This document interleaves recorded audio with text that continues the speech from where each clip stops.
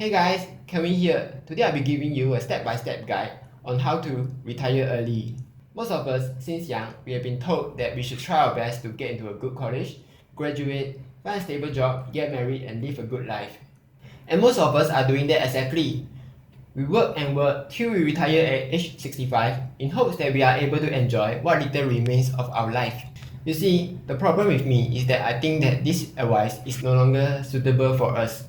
Do not get me wrong, this advice is good, just that this advice is no longer fit for our generation. In this modern era, we no longer have to work till we are old, simply because we have much more opportunities than our parents. So what's the first step to retire early? Step number 1, earn more money. Problem solved. Okay, bye. But seriously though, millions of people out there are doing it by buying lottery in hopes to get rich real quick. To be able to retire early, we must understand that all of us are in an endless rat race. Robert Kiyosaki, the author of Rich Dad Poor Dad, described the rat race as being an endless pursuit of earning and spending. You see, we are in this endless race in which we work hard to get a reward, such as a house or a car. And after we got this reward, we will move on to bigger and better things, such as a nicer car or a nicer house. And after we got that, this cycle just keeps on continuing. Most of us are not even aware that we are in this race. And even if we are aware, most of us dare not even dare to take the first step from escaping this race. The main reason is that there is a very huge fee from escaping this race. So you'll be asking, how much do I need to escape from this race and stop working? There are two very simple equations to calculate your escape fee. The first equation is that your passive income must be equal or higher than your expense. Passive income is defined as the income that we do not have to work for. The income will keep on coming in even if we are at the beach or while we are asleep. Take for example, if my monthly expense is $1,000, I must have $1,000 worth of passive income coming in every month so that I do not have to work for it. How much do I need to generate that passive income? You must have an asset that can generate you 4% worth of passive income, which will cover your expense for a total of 12 months. Take the earlier example, if I have $1,000, multiply over 12 months divided by 4%, I would require $300,000 worth of asset to cover my expense. This equation is also known as the 4% rule, in which researchers found that as long as you withdraw 4% of your invested asset every year, you will never run out of money.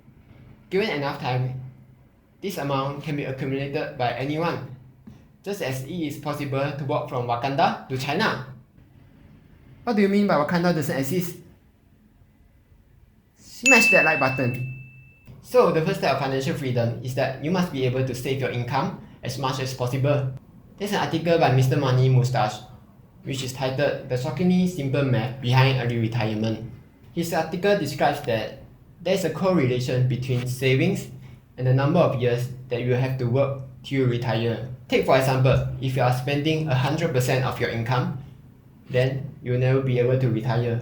If you are able to save 50% of your income, then you will be able to retire in 17 years. By cutting down on unnecessary spending like cable TV subscription and coffee, you'll be able to boost your spending by 20% and reduce your retirement age by 8.5 years.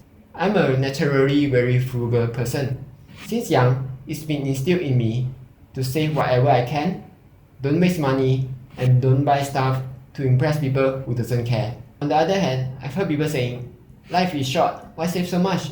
Enjoy what you can. These people are spending 100% of their income buying branded stuff, eating expensive food, all just to justify that they are living the life. Meanwhile, I'm eating at hawker stores, not eating at restaurants, and walking the extra kilometer just to save on that $2 bus ride. Because I know that by doing so, in a few years' time, I'll be financially free. There's a saying that is very true. The rich stay rich because they live like they are broke, and the broke stay broke because they live like they are rich. Which brings me to point number 2, reducing your expense. You must always live below your means and do what you can to save more money. There's something called lifestyle inflation, in which as your income goes up, your expense goes up. Take for example, If a person is earning $3,000 and spend $1,000, then he is saving $2,000 of his income, versus another person who is earning $10,000 a month but is spending $8,000.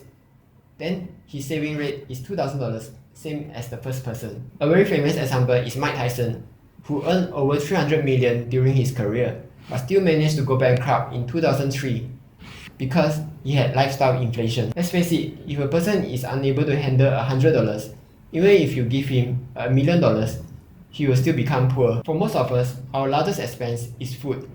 Try to cut down on food expense by dining out less and eating in more. If you eat out, always use a credit card to pay. A good credit card will be able to save you anywhere from 2% to 10%. On top of that, use discount apps such as Fave or Shopback when dining out, as they'll be able to give you even more savings when dining out. Link in description below. Also, if you like drinking coffee, try making that coffee yourself instead of trying to buy from Starbucks all the time. If you take that coffee money of $100, invested over 40 years with a 12% rate of return, you'll get $1 million. As for commuting, try not to take a taxi, take a bus or take a train. Try not to buy a new car, and instead buy a second-hand car when it is at the bottom of its depreciation curve. For entertainment or spending time with your loved ones, try to find a healthy balance, because it's more about the experience and less about the price. Just be mindful on how you spend the money. For people who like traveling around, try to book your tickets earlier, as tickets tend to get cheaper the earlier you book. Always use Google Flights or Skyscanner to find the cheapest plane tickets possible. When planning for a trip, consider using Airbnb to find the cheapest accommodation. As an added bonus, you'll be able to get a more authentic experience by staying in a house owned by a local. The third step of financial freedom is investing your money. Every month, put a percentage of your income into your investments no matter what. Think of your money as soldiers which you have recruited, and you send them out to recruit you even more money. The more money you invest, the higher returns you will get. And when you reinvest those returns, you will get an even higher return. That is the magic of compounding. Take for example, if you invest $1,000 every month for the next 40 years, with a rate of return of 10%, you will get $5 million. After 40 years, your total deposits will be around $480,000, but your total interest will be around $4,800,000. The most important thing in investing is that you do not try to time the market. Research have found that most of the time, timing the market doesn't work.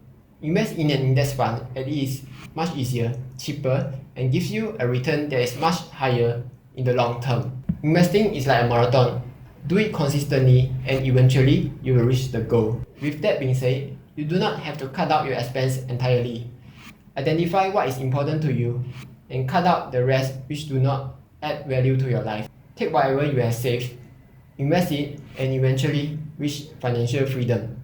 So that's all from me. Comment down below, let me know what you think or any topic that you want me to talk about. Subscribe to me as I'll be posting more videos in the future. See ya!